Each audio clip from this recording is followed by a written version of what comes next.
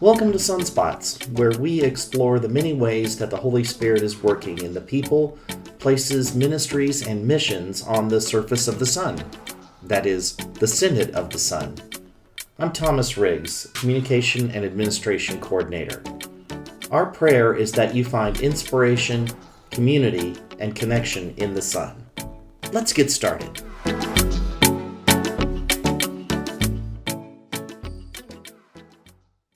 Welcome to a special edition of Sunspots. I'm Kristy Rodgers, a commissioned pastor from Bartlesville, Oklahoma. And this conversation is part of a series of conversations related to immigration and border ministry. In 2019, the Synod of the Sun organized a trip to the border at El Paso, Juarez for a border encounter experience. And our guest today is Allison Mundy, who went on that journey 5 years ago. Allison, welcome. Tell us about yourself. Yeah, thank you so much for having me on. I am Allison Mundy. I was a college student at the time that I went on this trip, and currently I am in my fourth year of medical school, about to graduate very soon. That's exciting. Yes, So where are you going to school? I am currently at UAMS, so University of Arkansas for Medical Sciences. And then my residency will also be at UAMS and Arkansas Children's Hospital. Oh, wonderful. Well, hopefully that's been a good journey for you. It has, it has. I'm very lucky to have gotten to where I am today. Lovely. All right, so we're gonna go back a little bit. So it's 2019. What took you, what made you want to go on this trip to this border encounter? Did you want to go on it? Maybe that's a better question. I did want to go on it. And it wasn't just to get out of science lab for college, which I mean, that may be a little bit of it. But our college had a very strong young Presbyterians group at college. So when our college chaplain approached us with the, hey, like, send the Sun's on this trip, and like, do you want to go? Like, absolutely we do. And we arrived, and we brought down the median age by quite a bit, us being college kids there. I Uh, love that. yes, but it was still a great experience because it's college, you get to live in a bubble. You don't really have to pay attention to the outside world, don't really have to pay as much attention into politics. And 2019 was a relatively okay time in politics. I mean, the 2020 election was coming up, but overall, the political climate was pretty quiet. And so going on this trip was like, something that we college kids like want to experience firsthand, right? Like what's actually going on. Because we had social media, but TikTok wasn't around, and that was like the big thing to like really show people what's going on. And so getting to go for ourselves was along getting out of the class, like an actual like we actually have time to go and experience the world. Yeah, that's excellent. Now, I would be remiss if I didn't mention at this point, we absolutely need to talk about where you went to college and who that chaplain was. Yes, yes. So I went to Lyon College. It is a Presbyterian college in the foothills of the Ozark Mountains, in Arkansas. Our lovely chaplain is Reverend Maggie Alsop. She attended Lyon College also herself, did seminary, and came back and was our chaplain. And so strong Presbyterian college, strong Presbyterian group that we had. And so we were very lucky that the Senate was like, hey, you want to join us? And we said, absolutely. I am so glad that you did. And Maggie was going to join us on this call and was unable to. So I'm so glad that we can still have the conversation. All right, so you're with a group of students. Presumably, you know the people that you're traveling with. Oh, 100%. Yes, we are all very close friends. Excellent, excellent. So did you fly down there? Did you take a bus down? We did the 12-hour bus ride down in the Lyon College van. We did. Winning, winning. All right, so when you got down there, tell us about it. First of all, did you have to do any preparation for the trip? Did you do anything ahead of time to get ready for it? I don't think we did. I think it was mostly logistic things that we were getting ready for. In hindsight, maybe we should have like read up about what was going on at the border, but I mean, we came into it pretty blind, was like, there's this experience that is available to us and like we want to go. And so we just got in the Lyon College van and went. And frankly, maybe that's the best way to go and just experience it for yourself, right? And just get the information on the ground. Absolutely. Honestly, I'm really happy it happened that way. Just because I feel like it was when people told their stories, it wasn't like we had this preconceived notion of like what has already been going on and we haven't really been paying attention. And so it was kind of hearing it from the horse's mouth, so to speak. It's like, what is going on? And like these people's stories like hit home every single time. I was kind of happy. Like I wouldn't do it any other way. Excellent, excellent. So, did you have any anxiety about the trip, regardless of preparation or not? Did you have any anxiety about the trip? I feel like where anxiety could have bubbled up is I am not a Spanish speaker at all. I took French in high school. Our required language course in college was more academic focused and not more chit-chatty. So I feel like I was worried about language barrier for sure. And then another thing is there's this preconceived notion that it's like unsafe. I feel like there was recently, if I recall, like the El Paso shooting was kind of around this time, maybe. And so there was like border unrest. And so, my mom was like, well, be safe. Like, don't go anywhere by yourself. Like, go in groups. And so that might have been a little bit on my mind. But once again, I was just a dumb college student. And I'm like, I'll be fine. I'm not worried about it. So did you have any surprises then on that trip? I think every single thing we went to go see was a surprise. As much as it was fun to like skip school and do a thing, like every single thing we saw was like an eye-opening, I think very like humanizing experience. It's really easy to hear these like this is happening, but it's hard to contextualize like this is happening to people, right? And so being able to see those things and like see evidence of like no, these are like human beings that have been impacted and this is their lived experience. Is something that really got to me, that it's more than just like something that you read on Twitter. It's like an actual something that has happened. And so the few like impactful moments for me was we went to a like a homeless shelter that didn't ask about their like legal status. And they went through that at the time recently had the then President Donald Trump had let go of all the like detention facilities and just kind of like flooded Brownsville with all of these people. And so they're like, this is the struggle that we had. Like we had people donating stuff, but we had people donating like children's clothes and a whole bunch of women's clothes, but like these were all men. So like we had no tennis shoes, we had not enough blue jeans. And then it was like the clothes that we did get donated, like the blue jeans were way too big because they were American for like American size people and not necessarily the correct like slimmer build that a lot of these men coming in were. And then there was like no one had jobs. There was new like you can't. There's 100 mile from the border checkpoint in the U.S. And so they couldn't go out and find jobs, even though they were just dumped there technically legally by the U.S. government. And so a lot of people were just stuck.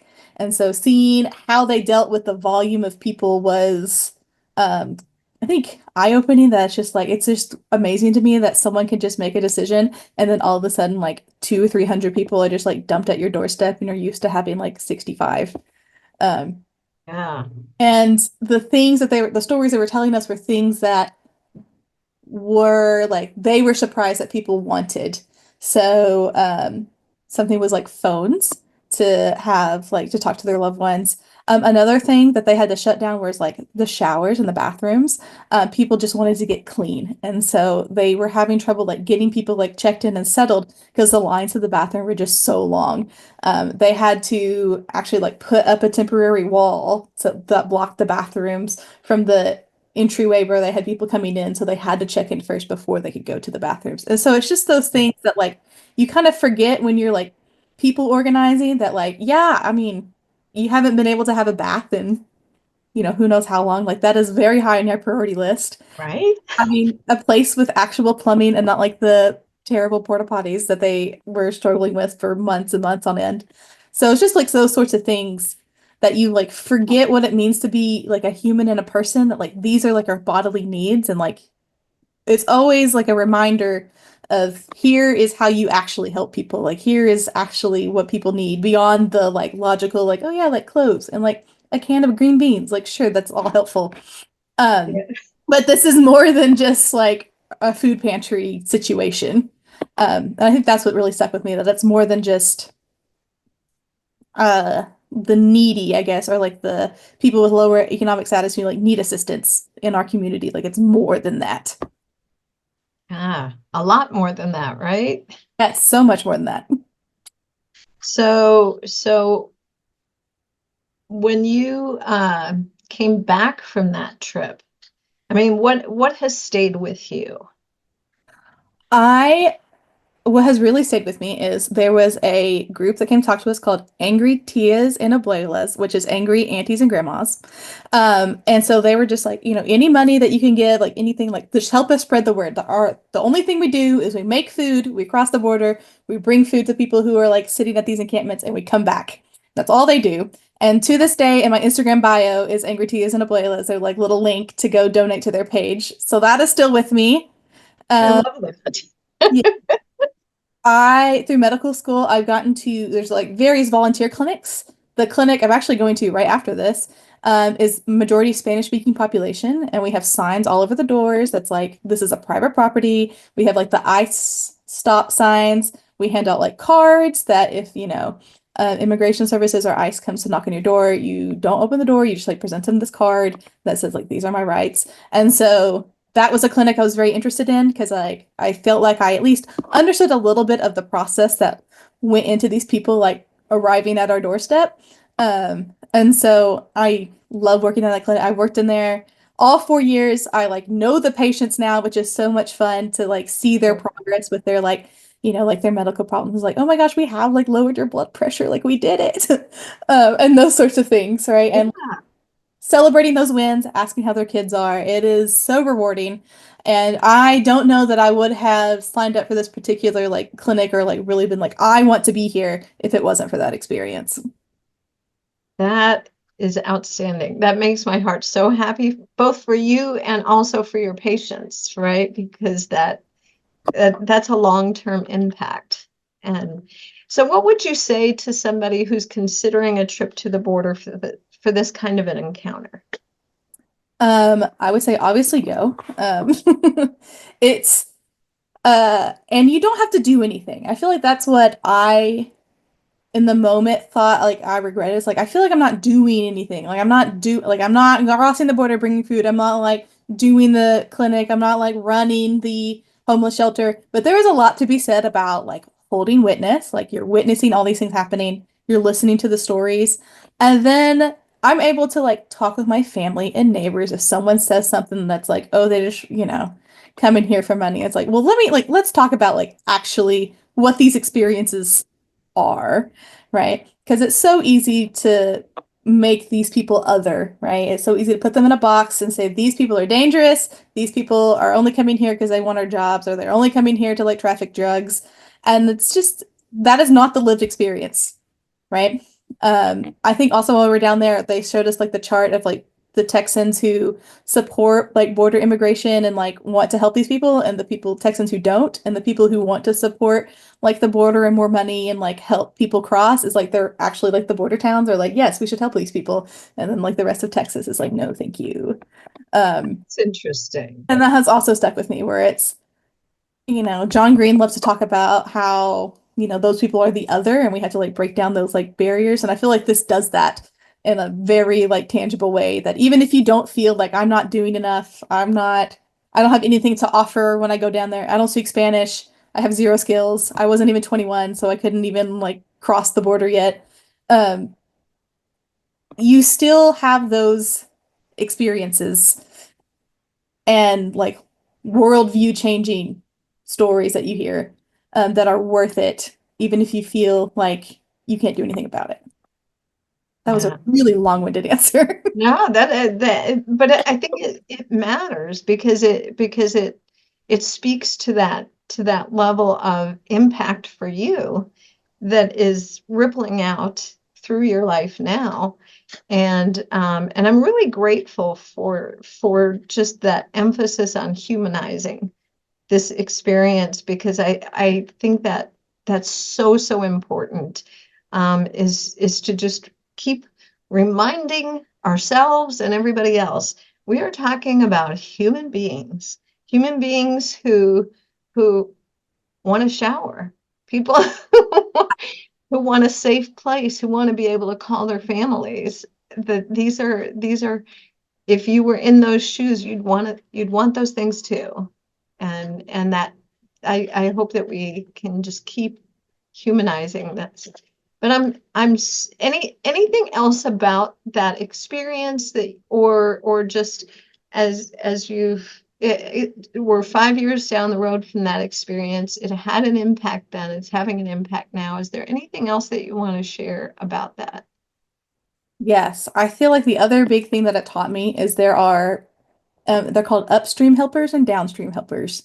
So a downstream helper in the situation would be someone bringing food across the border, the homeless shelters, the like immigration support, those things. But they're also upstream helpers, and those are the people who like take the time and they call like their legislator, right? So it's like this is like an upstream systematic problem. And so what things upstream do I have control over? And can I make like quite frankly just make a stink about where like people have to listen to me, right? Yeah. I'm getting to that point in my life where it's like the worst thing they can do is tell me no, but I'm getting, not to brag, I'm getting more letters behind my name very soon. So I feel like Allison the MD might have some more stink to make than just Allison the college student. So those things are always on my mind. I do now like keep up, especially with my own state, like Arkansas's legislator, like, what are you doing over there? And what do I agree with and not agree with? My poor legislator, she emails me from her phone now. I have like sent from my phone when I send her an email now. Like, I think she recognizes my email. So that's another thing I got out of this that I really hadn't considered until this was like the upstream and the downstream helpers, that like there's a place for everyone to be able to do something. Thank you so much for that. That's helpful for me, because a part of these conversations from a lot of places that are not on the border is, what can I do? Right? This is a their problem, a geographical thing, and it's not. These folks they're all over the country. They are still needing, you know, safe spaces and help and all of those things. So this is extraordinarily helpful. And I am grateful for your time. I'm going to be checking out Angry Tias and Abuelas. Yes. And but I'm also just really grateful for you taking this time to just connect and help me to understand about your experience. And I trust that other people are going to gain from that as well. So thank you for that. And I'm going to release you to the clinic, and Yes. thank you for your work there.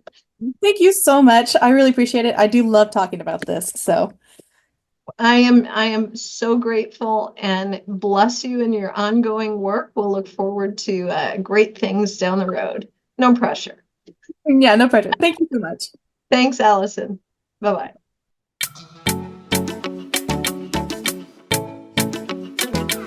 In the Synod of the Son, we believe when we work together across boundaries, we make visible the good news, and we find wholeness as the body of Christ. In our common calling, we impact lives together. So let's remember to connect with, equip, and empower one another in the name of Jesus Christ, today and every day.